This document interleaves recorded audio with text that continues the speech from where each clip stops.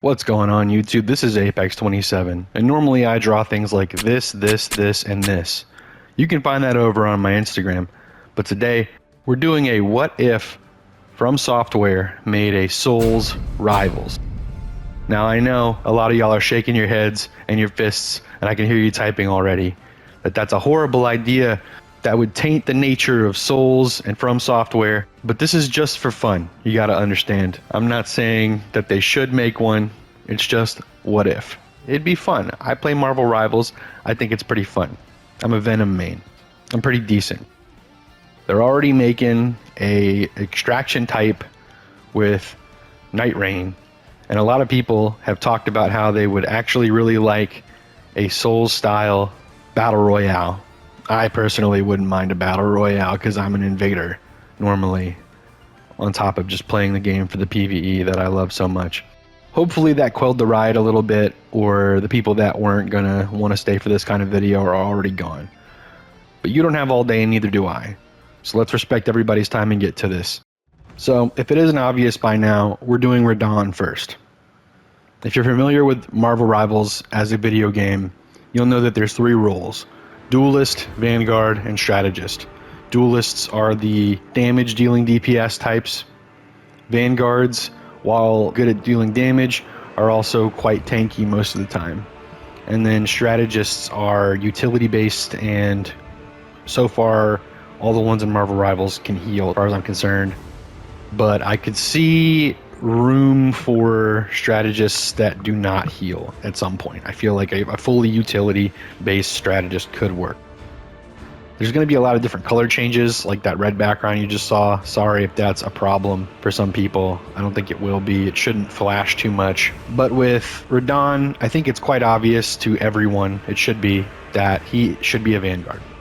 I decided to go with Star Scourge Radahn instead of Consort Radahn because of a couple reasons. One of them being that Star Scourge Radahn is the one that people know more. He's more recognizable, I'd say. He's been around longer. There's a bunch of different reasons, and one of them you'll see later in the video. But I guess we'll go ahead and start talking about his abilities now.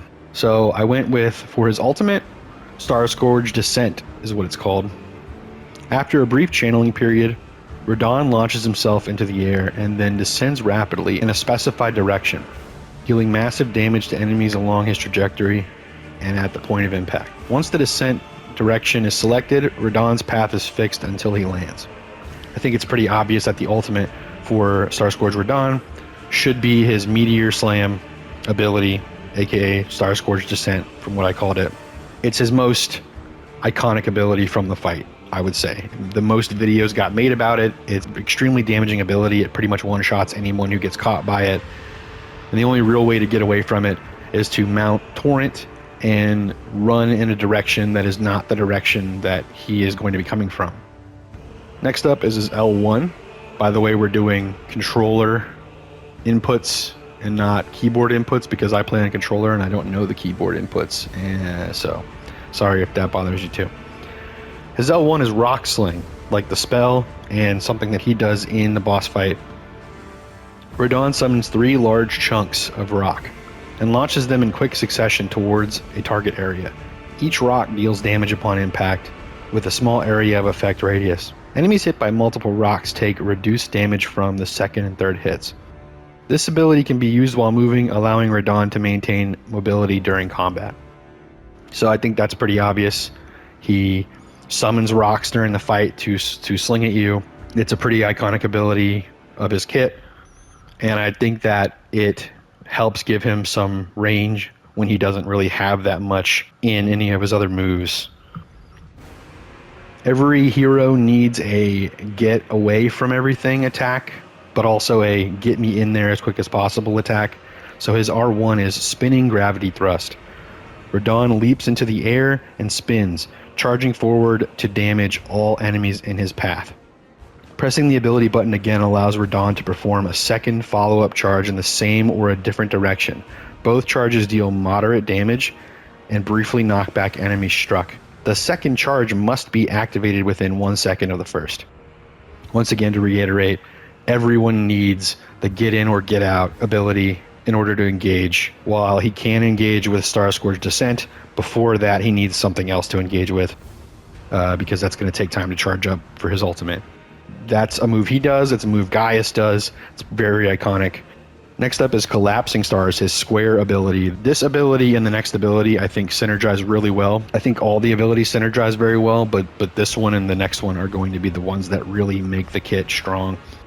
Collapsing Stars, based off the spell in the game that he also casts in his boss fight, fires a series of gravitational orbs at enemies in a target area.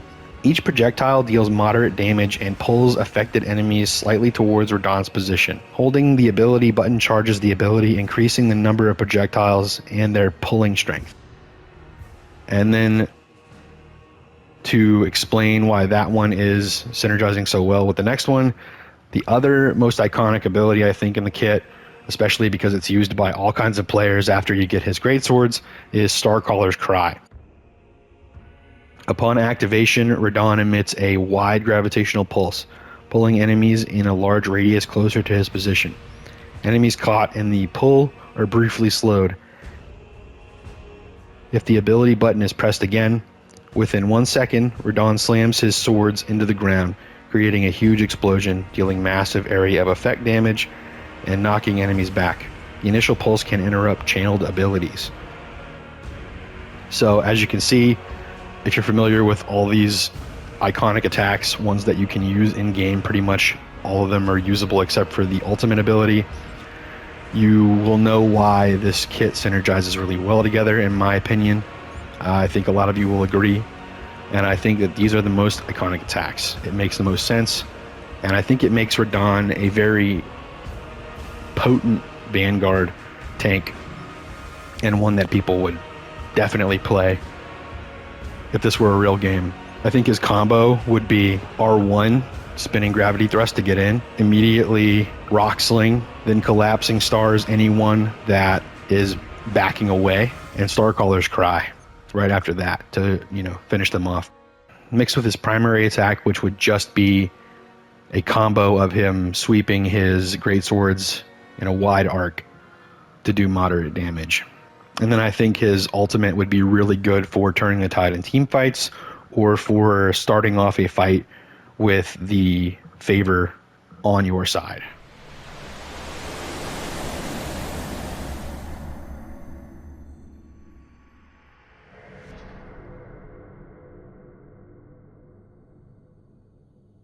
Alright, so if it isn't obvious, you already saw we're doing Radagon next. I could see the argument for Radagon being a Vanguard, but I chose to make him a duelist. Radagon of the Golden Order, he is a pretty quick, fast damage dealing boss in the game. While he does have a pretty healthy health bar, he's not exactly big, strong, tough guy build. He is much more finesse built looking. So that is what I went with. That's why he's a duelist. To start off with his abilities, we're going to go with the ultimate. It's called Hammer of the Order. It's based off of his triple slam in the boss fight. Radagon delivers 3 consecutive strikes to the ground. Each slam deals damage in an area, with the radius of the shockwave growing larger with each strike.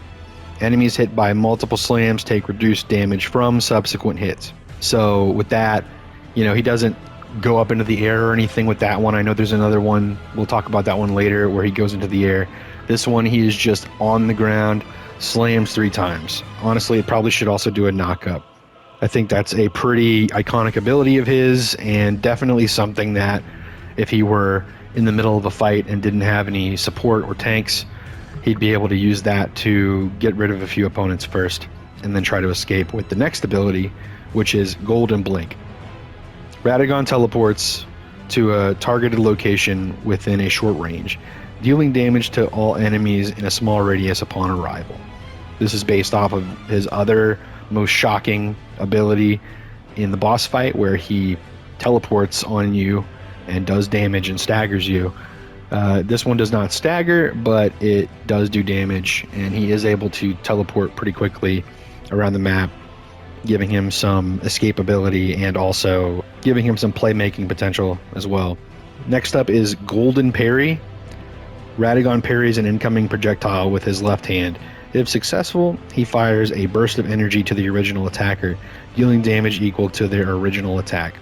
Failing to parry still causes the original attack to deal half damage to Radagon. Failing to parry still causes the original attack to deal half damage to Radagon. So once again, another playmaking potential ability here, as well as a good way to get away as a duelist. You know, the duelist needs that escape ability, and this will help give him that, as well as give him some playmaking potential. Next up is Golden Bolt. This is the one where he jumps into the air and throws a bolt into the ground, and then slams back down with his hammer.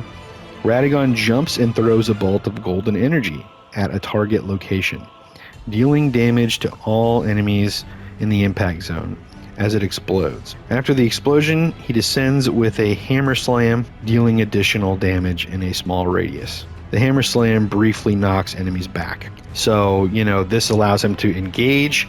It's also another kind of escape.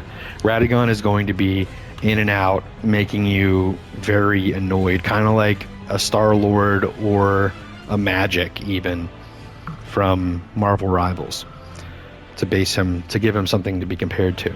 And then finally, Gold Breaker. This is based off of his most iconic ability, maybe the actual. It's also tied to the actual weapon, Marika's hammer, that he wields. Radagon ascends slightly. After a brief delay, Radagon travels to a target location nearby and slams his hammer into the ground, dealing massive damage in a large area, and knocking back all enemies caught in the blast.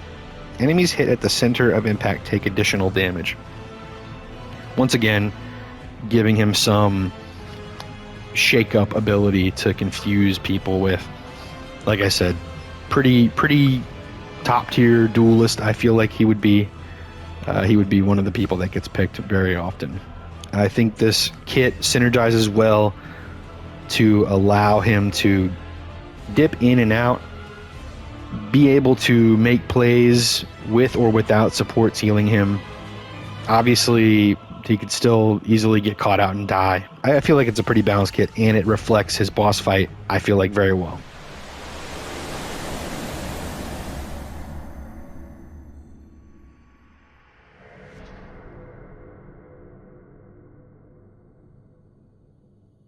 Alright, so next up is Miquella.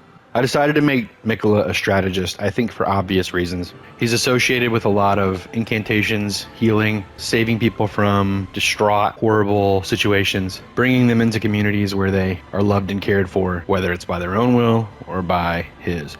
I tried to nail his androgyny, as it is stated in many portions of the Elden Ring lore, that it is not easy to tell the biological nature of Miquella.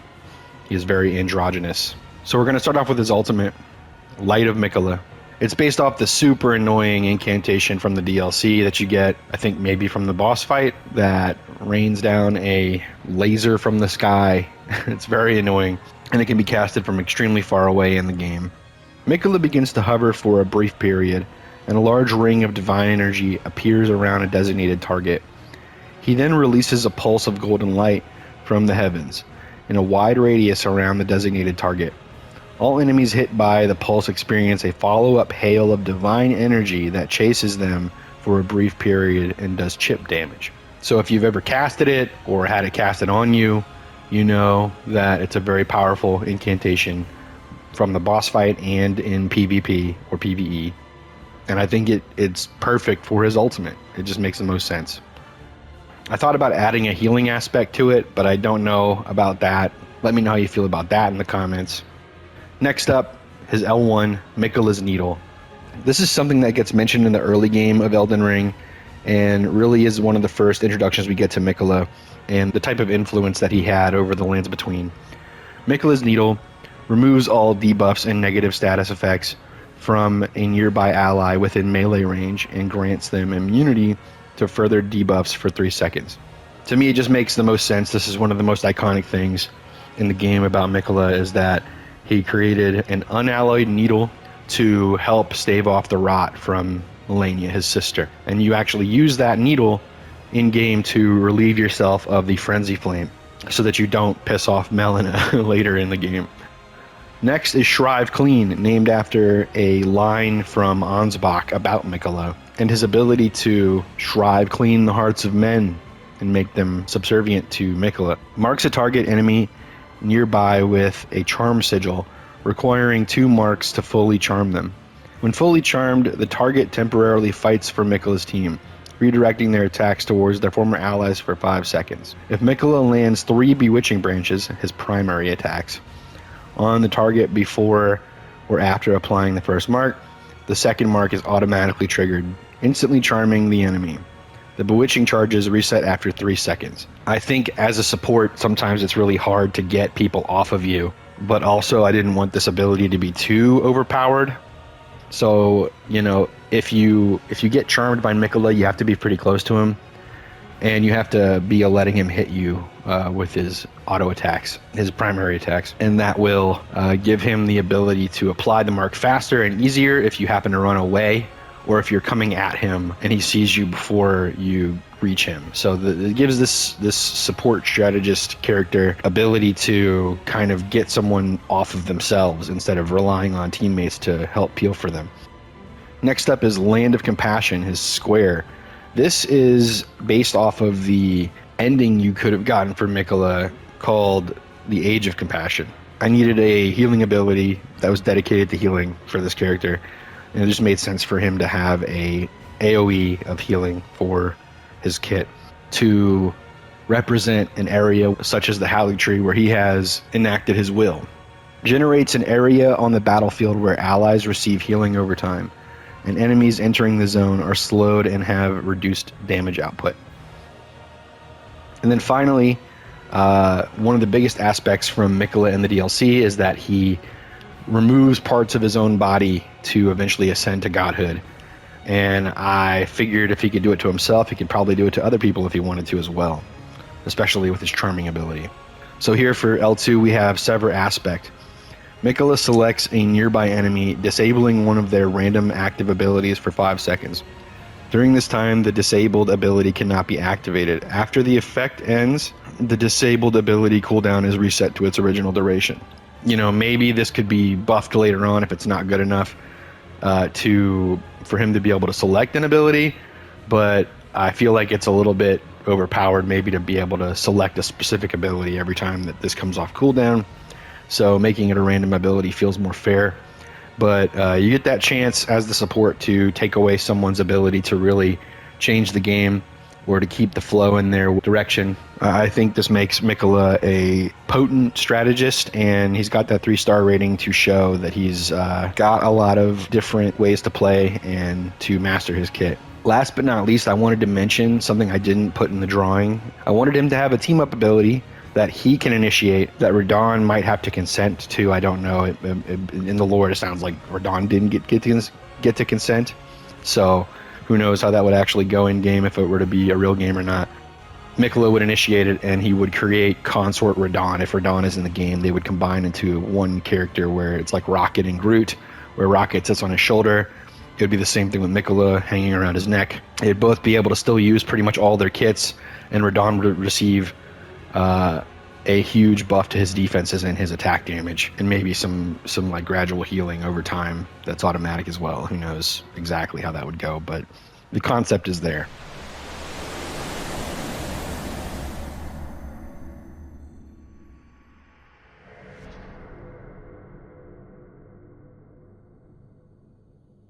Damn right, we're doing Gwyn, Lord of Sunlight. This is Souls Rivals after all, so I had to include a Souls character. And who better to include than Gwyn, the Lord of Sunlight? This is the Sunlight version because Cinder is after he sacrifices himself to the first flame. I didn't want his zombie visage running around the map. I thought it would be better if he could actually speak and have lines, That's what most of these characters are going to be able to do. I decided to make Gwyn a duelist. While he could be a vanguard, I think he's definitely more a duelist. He's got a lot of potential for damage. So we're going to start off with his ultimate, like we have with everybody else. I kind of went back and forth on what to give him for his ultimate, but I think this one is perfect for him and is better than all the other ones that I could have gone with. Silver Knight Volley. In reference to the Inorlando archers that everybody hates, I figured I would turn them into an ability here for the Lord of Sunlight. Gwyn signals the archers of the Silver Knights, calling upon their loyalty to rain destruction upon his foes. All enemies within a large radius and in line of sight of Gwyn are struck by a barrage of 3 great arrows, each dealing damage, with the last one knocking them back. Like I said, it's in reference to one of the most heinous things the developers did in the first game, and something that I think makes a perfect ultimate for Gwyn. His L1 is Lord's Assault. This is in reference to the opening of the boss fight when Gwyn leaps across the field at you and then swipes at you. Gwyn leaps into the air in a predetermined direction. Upon landing, he does a wide sweeping arc with his sword, knocking back all enemies hit and dealing moderate damage. Pretty simple first ability. It's to help him engage better, get in the action faster, since he is a melee character. Next up is his R1 is for giving him a little bit of range so that he doesn't always have to be up in the mix. And it's something that is really prominent from the opening title sequence, Great Lightning Spear. Gwyn throws a large spear made of lightning that deals moderate damage. Super simple, but I feel like it is so iconic from his moment where he and his army of Black Knights and Silver Knights defeat the dragons. Definitely needed to be part of his kit. Next up is his square ability, Power of the Sun. Gwyn's sword alights with flame, allowing his primary attacks to deal extra damage for 5 seconds. This makes a lot of sense to me because the entire boss fight, his sword is pretty much lit on fire and dealing damage to you. And I think it'll just make him more potent when he's on someone specific that he's trying to really take down as quick as possible. And then finally, for Gwyn's kit, to really seal it all in and give him that Lord of Sunlight, Lord of Cinder vibe, really get in there with his character. His L2 ability, the Dark Sign. Gwyn brands an ally with the Dark Sign for 10 seconds. If the marked ally dies during that period, they are instantly resurrected with 50% health directly behind Gwyn's position. Now, I debated back and forth with myself about whether or not he could also cast this on enemies and have them be slowed and deal half damage, like an undead. But if they die, they also get resurrected with 50% health. So maybe have them turn on their teammates. Same thing. Have them resurrect after their teammates kill them. Let me know what you think about that in the comments, if one of those would have been better than what I chose for his L2 ability.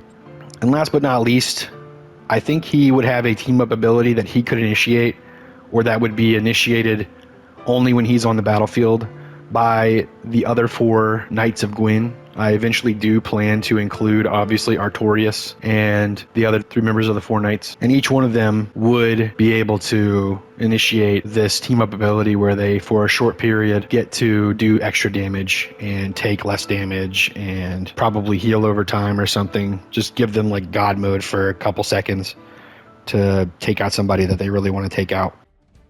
But yeah, that's Gwyn, Lord of Sunlight, and that is the end of the video. Let me know what you guys thought. This is a big divergence from what I normally do. I plan to do more if this video does well. Please vote in the comments for who you want to go next. I have at least one other character locked in for next episode, but if you vote for other characters that aren't part of my original listing for what I will do in order of my roster that I've created, then I may move people up to do them sooner than others. Every video will always be 2 duelists and 1 vanguard and 1 strategist, unless I decide to change something up about the formula after this video, because there's 18 duelists on the Marvel Rival roster and there's only 8 vanguards and 7 strategists before the DLCs were released for the Fantastic Four characters. So in order to get the duelists done around the same time as everybody else, I have to do 2 at a time. But that's just another character for you guys to watch and to speculate over their kit with me and stuff. But yeah, that's the end of the video. Thank you so much for tuning in. Please don't let this flop. Check out my other videos that are all Elden Ring PvP content and some Dark Souls stuff way long ago if you care about that. I've got an Instagram full of Dungeons & Dragons homebrew content like I showed in the beginning of the video. If you're interested in that, please go check that out.